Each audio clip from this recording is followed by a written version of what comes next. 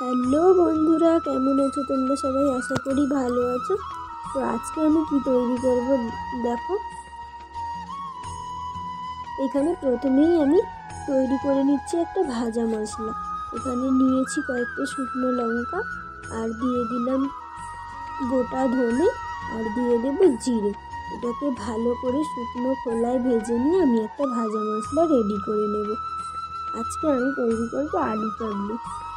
স্কুলে কলেজে এরকম অনেকেরই প্রিয় প্রিয় জায়গা থাকে যেখান থেকে আলু কাবলি চানা মুড়ি খেতেই হবে। তো আমারও ছিল। আমার স্কুলের সামনে একটা কাকু বসতো, খুবই ভালো আলু কাবলি বানায়। এখনও আমি ও বাড়িতে গেলে দেখি কাকুটা আছে কি স্কুলের সামনে। আমার তো খুবই ভালো লাগতো ওই আলু কাবলি মুড়ি খেতে। তো চলো, তোমাদেরও এরকম আছে কোনো জায়গা যেখানে আলু কাবলি মুড়ি এখনও মিস করো তোমরা? তো আজকে আমি বাড়িতেই বানিয়ে নেবো। সেরকম তো আর পারবো না, তো নিজের মতো করে যেরকম পারবো সেরকমই বানাবো। তো দেখো, আমি তাহলে মশলাটাকে ভেজে রেখেছিলাম, তো ওটাকে গুঁড়িয়ে নিলাম। এবার এখানে আমি আস্তে আস্তে সব কেটে নেব। এখানে কেটে নিয়েছি লেবু, টমেটো কুচি, লঙ্কা কুচি, আর নেব পেঁয়াজ কুচি, শসা কুচি, গাজর কুচি, সব ভালো করে কুচিয়ে নেব। আর ওখানে দেখলেই আমি সিদ্ধ করছিলাম ছোলা মটর, অল্প দিয়েছিলাম। এখানে আলুটাই বেশি থাকবে।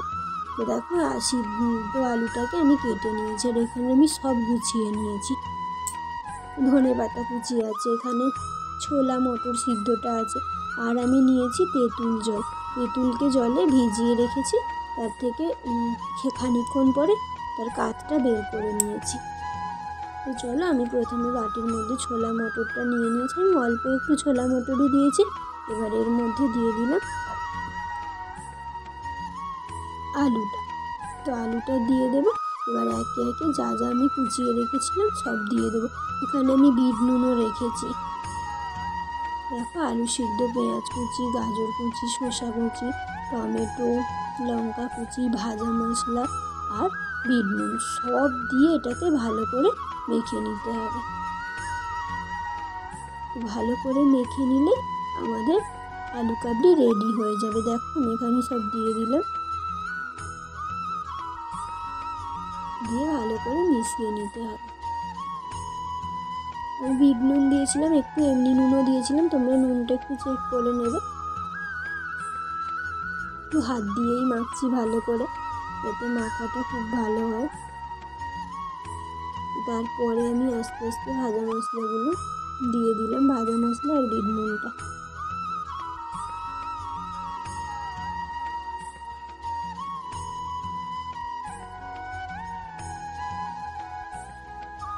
ছোটোবেলায় সেই স্কুলের সময়ের এই চানা মুড়িগুলো আমরা খুবই মিস করি। আমার তো খুবই ভালো লাগতো সেই সময়। রোজ মা টিফিন দিলেও আমি এই স্কুলের সামনে চানা মুড়ি প্রায় দিনই কিনে কিনে খেতাম।